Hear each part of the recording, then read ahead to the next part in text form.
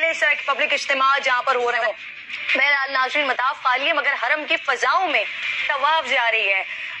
یہ ایسے منظر ہیں کہ اس پر سبحان اللہ کہنے کو دل چاہتا ہے. خانہ کعبہ کے اطراف پرندوں کا طواف یہ روح پرور مناظر ہیں.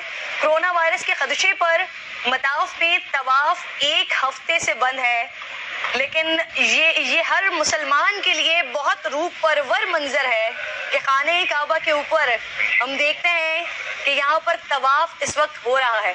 مطاف خالی ہے لیکن حرم کی فضاؤں میں طواف ہو رہا ہے. خانہ کعبہ کے اطراف پرندوں کے طواف کے یہ روح پرور مناظر خوبصورت ترین مناظر ہیں.